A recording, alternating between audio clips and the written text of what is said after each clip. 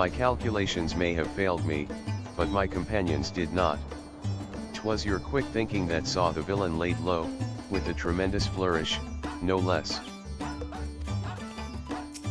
Brandishing told me you all went in search of ingredients for my medicine. I am so very grateful. The time has come, Miqo'te. Sharlayan is the beating heart of this conspiracy, and I won't let them hide their machinations any longer. Nice teamwork, Miqo'te.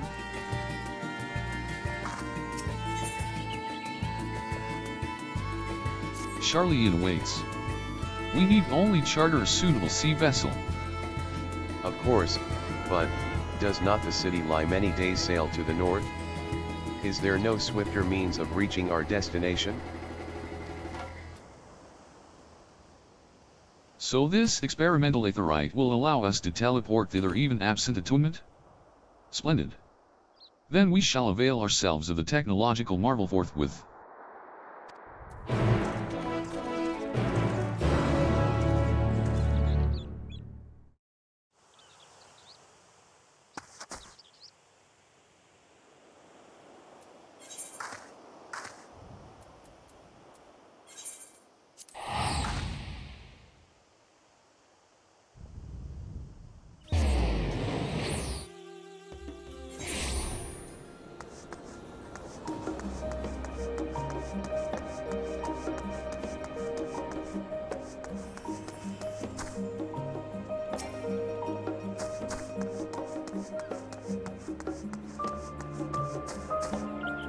Oh, when you've traveled the cosmos as much as I have, teleportation is not the least bit disconcerting. Oh gods. Save me. I hope Delian wasn't too attached to his lunch. How severe is your ether sickness, Master Poo-Poo? So this is the city of learning. A sophisticated gentleman should feel right at home here. How are you all not sick to your stomachs? Experimental aetherites make travel exponentially more fun. Sometimes I feel as though I am the only normal person in this group of eccentrics. But, this is not the time to succumb to nausea. Not here, in the belly of the beast. Rumor has it the Sharlayans, secret agents travel the star in search of specimens, which they collect and bring home in service to a confidential research project. Said project is conducted in a huge underground military facility. If we are to find answers, then that's where we need to look.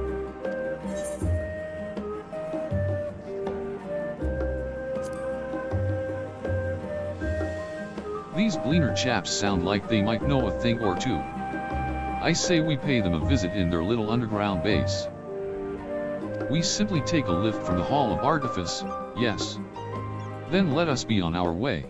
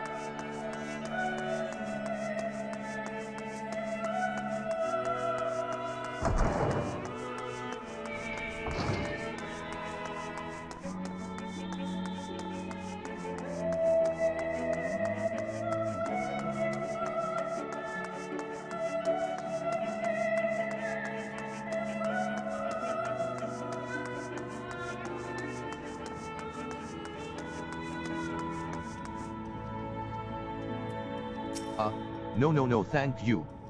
I am much recovered. If you're still feeling poorly, my all-purpose cure can perk you right up. What beautiful architecture. Sharlayan is clearly one of your more advanced civilizations. The city's archives are said to be bursting with knowledge of countless peoples accumulated over the centuries. I should very much like to peruse the shelves, once we have attended to our main mission. Ah, these must be the lifts in question.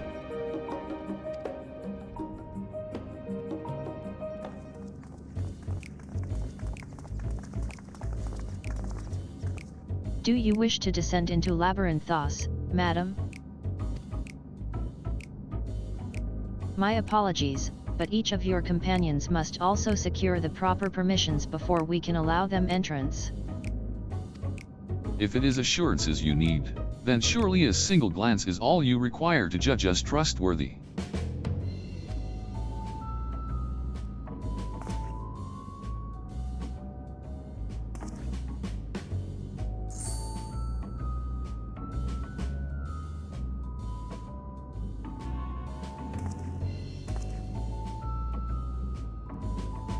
I could certainly make some judgments, but that is neither here nor there. Admission to Labyrinthos is subject to forum policy. You are the ones who should be judged. I know you are hiding aliens and xenotechnology in that underground base of yours. Admit it. Xenotechnology? I sincerely have no idea what you're talking about. Oh ho, yet again do our paths cross in most serendipitous fashion.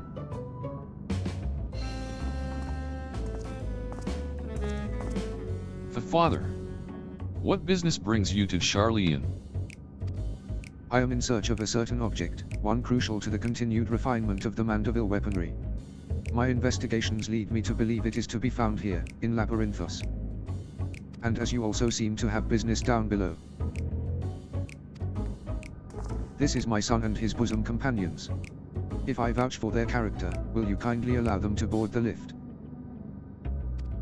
Ah, Master Godbert Manderville.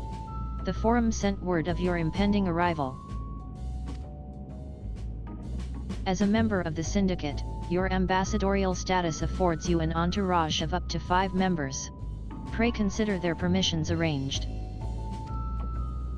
I know not your current mission, but for the time being, I suggest you accompany me to the Archean.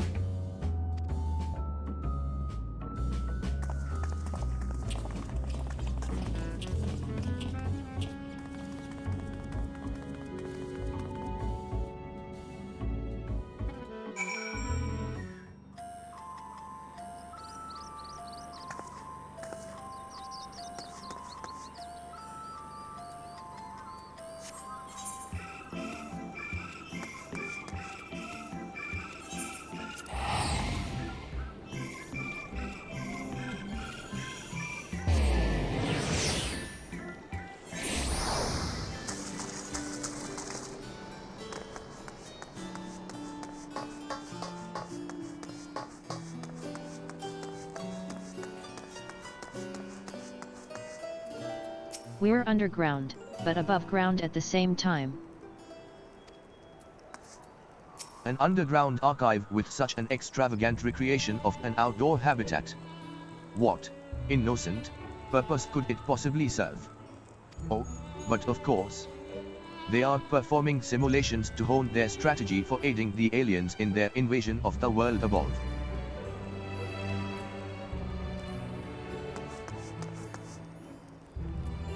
Sharlayan structures truly are works of art. Simply inspiring. They have transformed this subterranean environment into one more suited to surface beings. I am reminded of the orbital stations built by my own home star. What an incredible vault of accumulated curiosities. I should very much like to return here once our mission is complete. From what Father tells me, this storage facility is replete with samples and specimens collected from every land on Atheres. If anyone has information concerning visiting aliens and crashed starships, it will be these studious folk.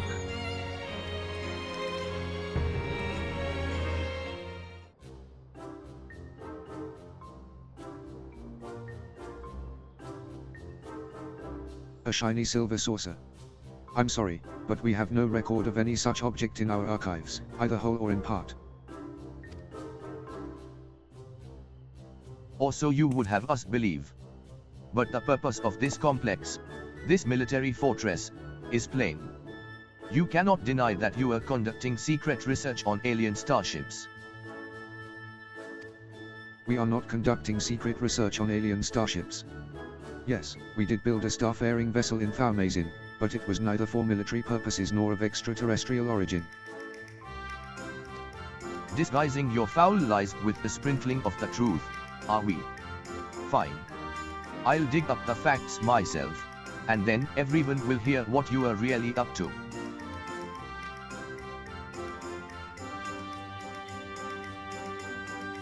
While I cannot assist you with your missing craft, I do recall seeing an individual of like appearance to your companion here. You do? And where was this, pray tell? At Merrill Agronomics, in the medial circuit. The lift at the back of the building will take you down there. Many thanks, my good man. Well, it seems you've found yourselves a solid lead. I have my own search to attend to, so I shall bid you good hunting and good day.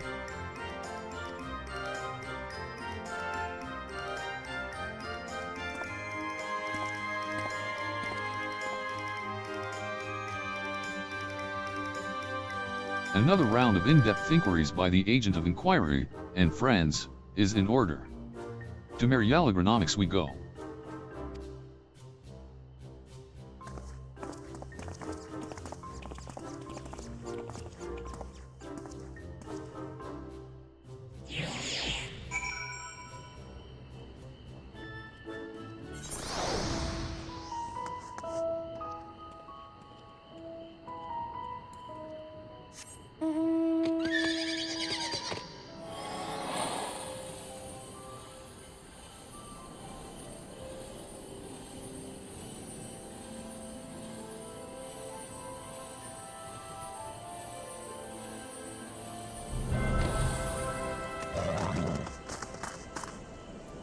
It seems both me and this star have been given leave for a few more productive years.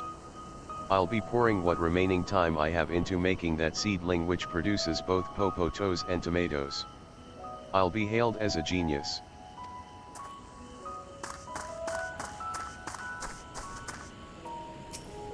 Your description would lead me to believe you're looking for one of the Mandragoras hereabouts. But if, as you say, it's something else you're after, then I'm not sure if I can be of much help.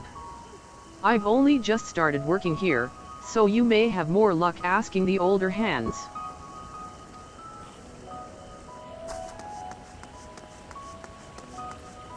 Mark my words, I'll find the evidence I require. They can't hide all traces of their alien alliance.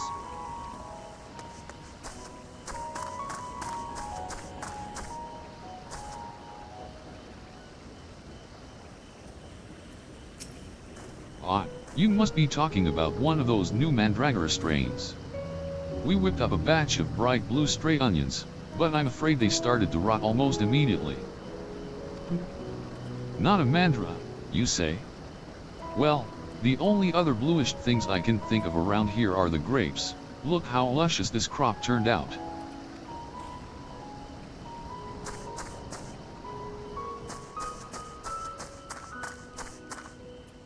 What fine and juicy looking grapes.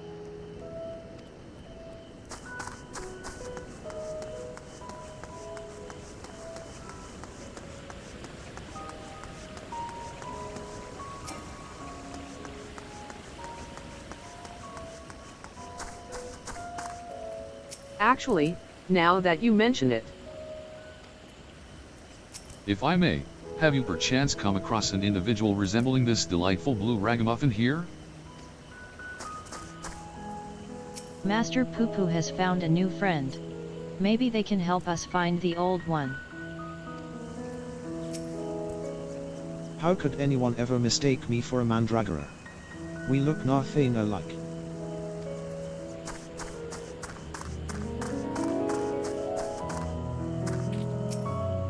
Yes, the little blue man. Saw him with my own two eyes, I did, and it was no mandragora. A gleaner in the company of an outside visitor passed through a little while back.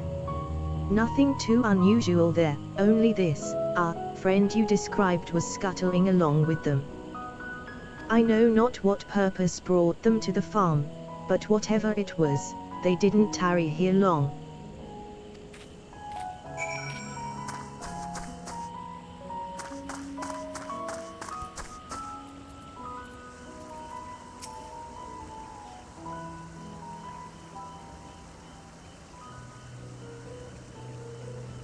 Wonderful. That corroborates the information I but moments ago skillfully squirreled out of this farmer. She claims to be an acquaintance of the gleaner in question, in fact, and will bring him to talk to us shortly.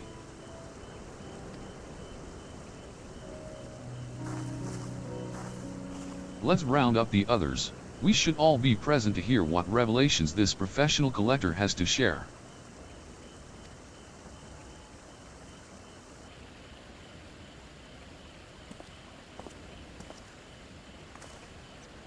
You are the folk asking about the little blue man, yes?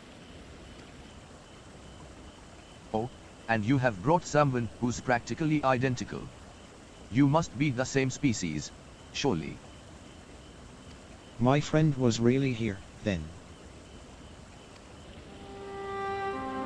They certainly were. If you have a moment or three, I'll tell you the whole tale. To begin at the beginning, I was in Thavnair on a procurement mission when I crossed paths with an apothecary and his unusual companion. As I mentioned, the companion was almost your twin in appearance, and the wagon they rode upon bore a damaged vessel the likes of which I'd never seen before. Could it be? As a collector by trade, I have a certain weakness for oddities. Thus did I hail the apothecary to inquire after his company and his cargo. The man was only too happy to share his story. He had, it seemed, quite recklessly plunged into the war-torn lands of Glamour to sell his wares, reasoning that where there was conflict, there would be a need for medicinal goods. The state of affairs was rather more volatile than he'd anticipated, however, and he was soon forced to abandon his venture. And so the apothecary began his long trek home, only to shortly thereafter discover a strange silvery ship, and its shaken pilot, crash-landed in a snow field. It cannot be a coincidence. The story continues. After extricating the battered vessel and its occupant from the snow, he brought them home to Rads at Han. His guest wished to make repairs to the craft, yet even amongst the wonders of the bazaar, they struggled to find suitable parts. Hearing this, I suggested they bring the wreckage itself to Labyrinthos, and after they agreed to the idea, I escorted them here myself. Alas, even the Thavnair engineers who worked on the Ark were stymied by the exotic ship, finding its technology impossible to comprehend, let alone replicate. The little blue fellow eventually resorted to drafting schematics. While the engineers followed these step by step to craft the essential bits and bobs, the apothecary and his companion were waiting here at Mariel. And then what happened? Well, once our industrious visitor had what they needed, they repaired the vessel in a twinkling. The pair then departed almost immediately, and I have seen neither hide nor hair of them since. I'm told the apothecary paid a handsome sum for the engineer's services, but, being typical Sharlayans, I wager they would have happily forfeited the coin for a chance to pore over every square eel of that ship. Now, I'm no scientist, but I'm beginning to think such an incredible vessel must have been some kind of starfaring craft. And that little blue man, well, he must have been an alien from another world. Or so I'd like to believe. I'm an avid reader of the Thavnarian truth, you see, and love to entertain these idle flights of fancy. But I have rambled on too long. There are errands to attend to, and I really must take my leave. Good fortune to you.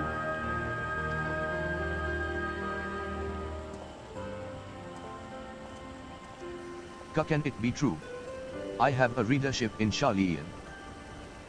Perhaps I have misjudged these people. Twould seem your comrade is hale and healthy, Master Poo-Poo, and in the company of a Hanish alchemist of undisclosed description. Yes, this is wonderful news. I am grateful indeed that we made the journey. I've a feeling this case will soon draw to a close. Come, let us return to Radz-at-Han and continue the search.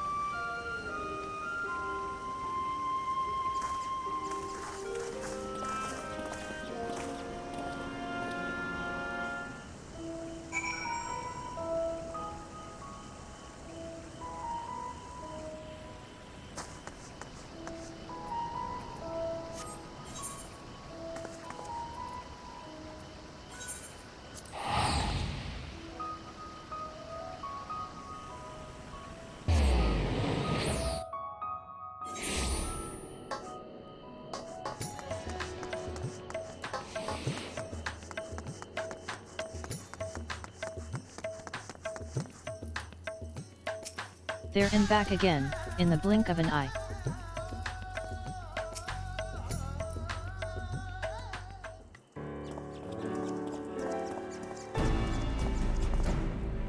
To summarize our findings, we now know Master Poo-Poo's friend is safe and in the company of a Hanish gentleman, and possibly here on this very isle. Oh ho, that does sound promising.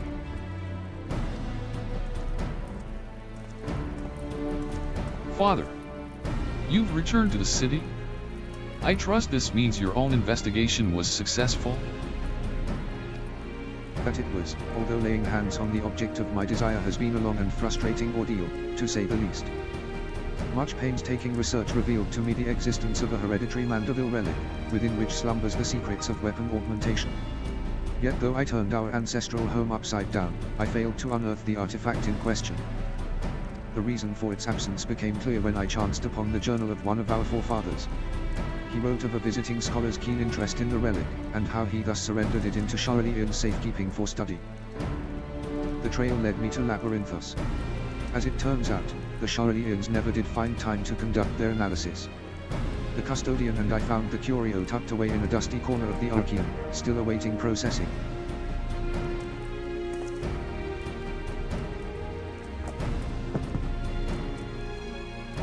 And here it is, an oddity every bit as perplexing as Galbrand's cipher-bound manual. How are we to liberate its hidden wisdom?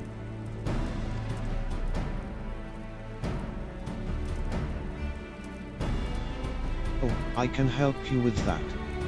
These devices were made by the Mandervillians, a starfaring race with whom we once traded. So starfaring? Mandervillians. Yes, a highly evolved species with the mastery of advanced technologies. Our peoples shared ideas and inventions, so I am quite familiar with your family's relic.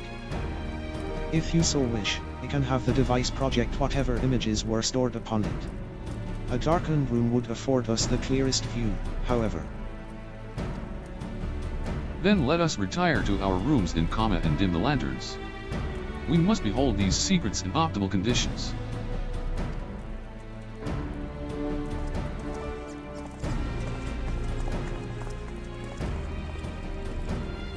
Mandervillians. A coincidental naming, or is there some deeper connection?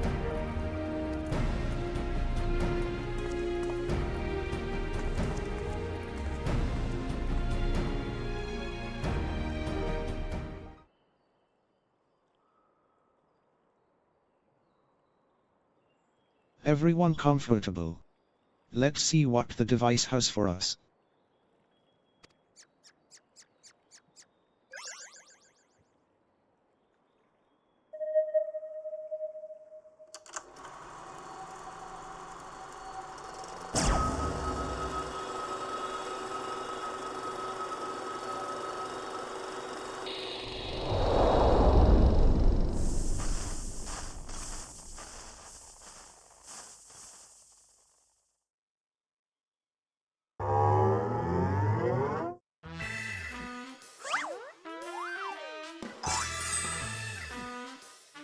I am Hildibrand, Wanderer of Stars and Weaponsmith Extraordinaire.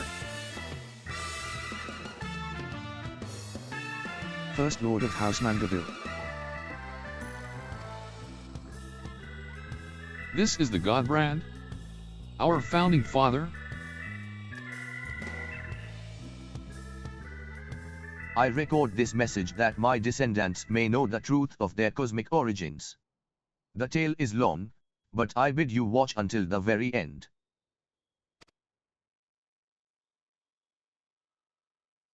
Heirs of mine, I am not a man born of this star, or even a man at all.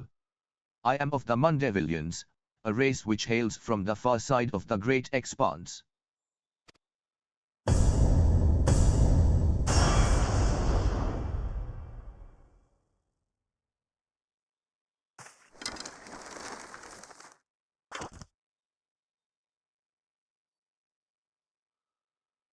Mandervillians are parasitic symbionts.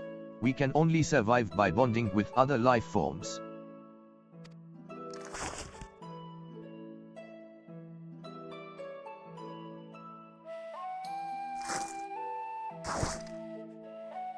Once our essence has taken root, we supplant the host's mind and strengthen its physical structures, imbuing our new form with a steel-like resilience.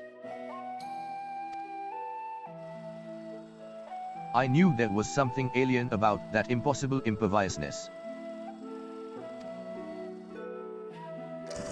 Then, through the conjuring of compatible host bodies, we produce offspring which harbor the next generation of Mandervillians.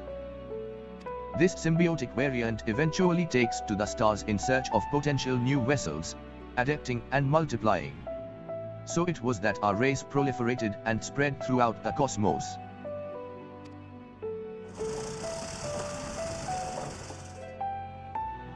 Until, tragically, our flourishing civilization was brought to an abrupt end.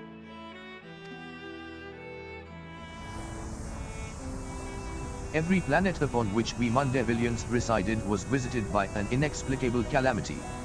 Our societies were brought to ruin by life forms suddenly twisted into horrific nightmares.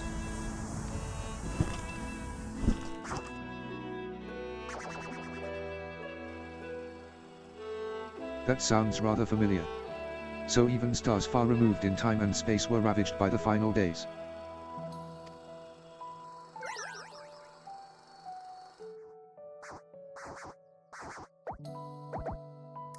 Desperate to avoid the same fate, a comrade and I boarded a ship, and fled upwards into the starry night.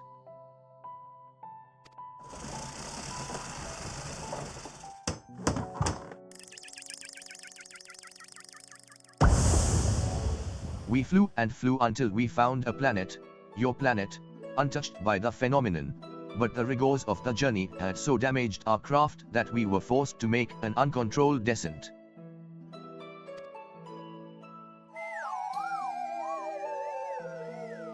I alone crawled from the wreckage, badly injured and near death. But even as I resigned myself to perishing on this unfamiliar world, I was found by a man who had come looking for the falling star.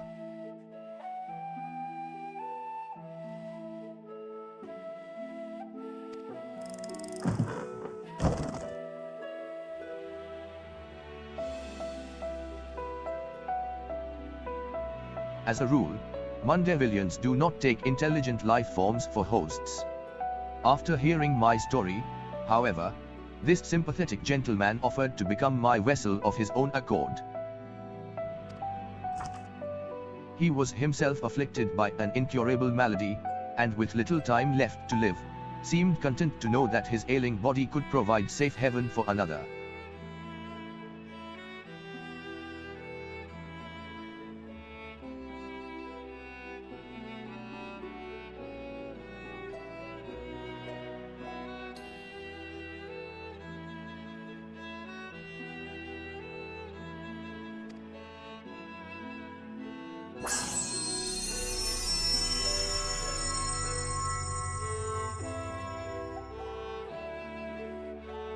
With his blessing I set about transferring my essence. The man's form was revitalized and purged of its fatal frailty, Yet the mind which dwelled within was now my own. I went on to build a new home for myself here, making use of my people's technology to ply the blacksmith's trade. I wed a local lass, and together we had a child. Although not pure Mandervillian, our offspring exhibits the same enhanced physiology, a boon I suspect shall be passed down for generations through the bloodline of House Manderville.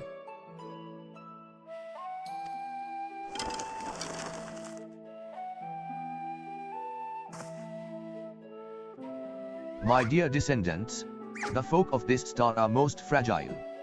Yet as the first man I encountered did demonstrate, they are nevertheless capable of surpassing love and generosity.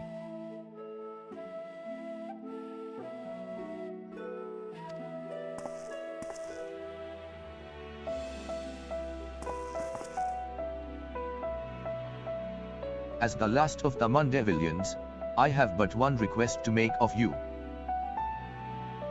Pray employ your superlative attributes, and my armory of Manderville armaments, for the benefit of these wonderful peoples whom I hold in the highest regard.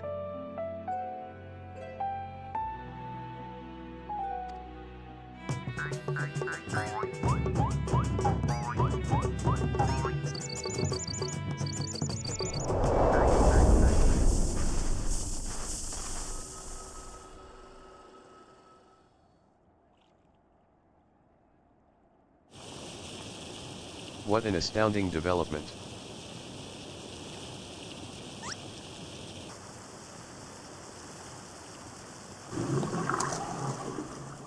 I, Hildibrand Halidor Maximilian Manderville, shall heed the passionate plea of my illustrious forebear.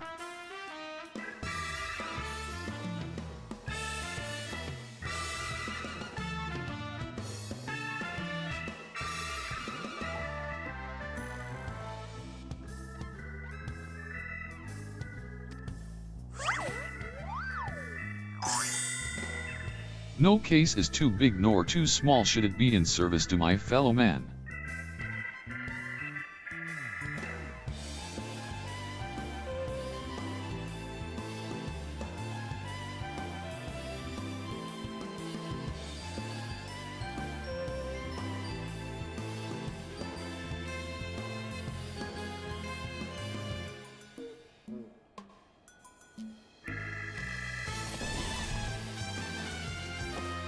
He learns he's descended from an extraterrestrial being and it's still business as usual.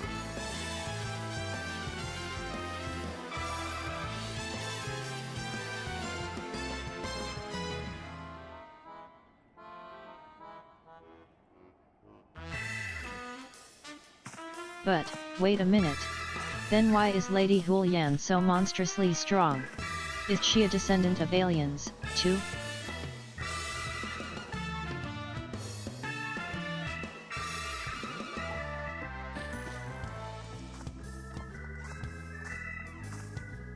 Well, this is most unexpected.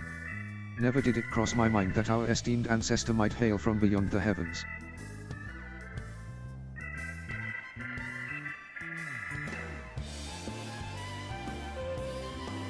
But I do wonder if that self-same blood still runs thick in our veins. The family tree I glanced over some years ago suggests that, but 'tis unimportant. My present purpose remains unchanged. I will bring our Manderville weaponry to the peak of perfection. For Galbadian. And for the good of our star.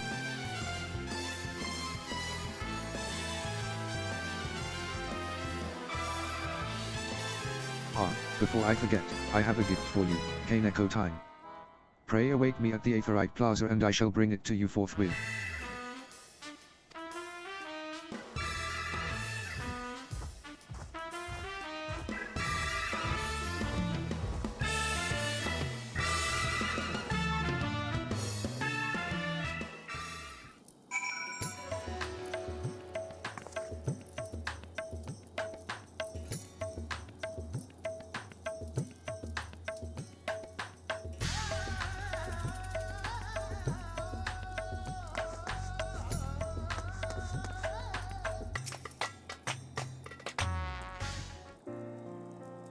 Some truths can shatter the foundations of our beliefs when brought to light.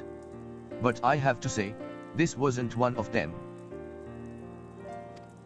The more staggering discovery was that I have devoted readers in Sharlayan.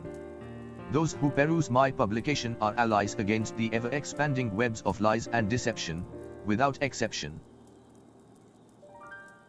I have misjudged the Sharlayan people. They are not collaborators or the architects of conspiracy. They are but seekers of knowledge, unafraid to plumb the depths of the unknown. That Master Popo, though, that one still has ulterior motives.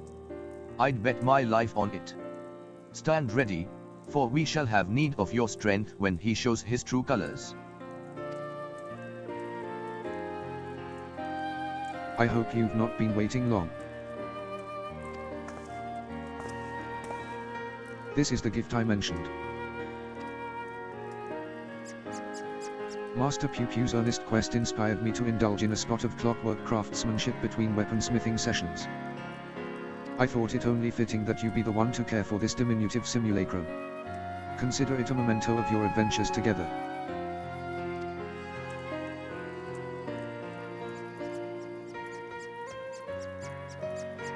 And as for our Manderville weaponry project, I believe my ancestor's artifact has unlocked the door to the next stage of improvements.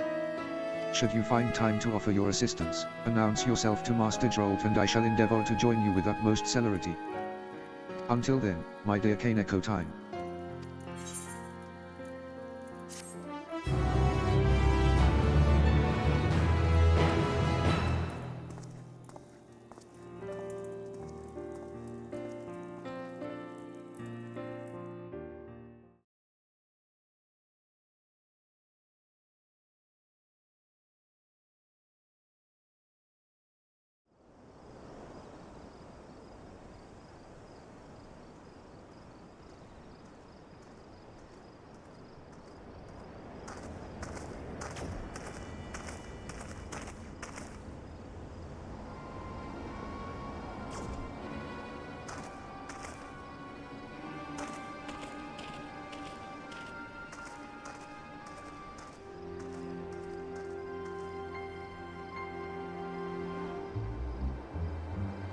Lord Van Hoody, I come with ill tidings.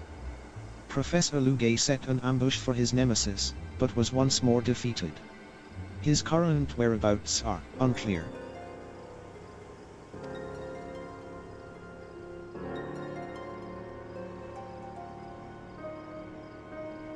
That blithering dolt.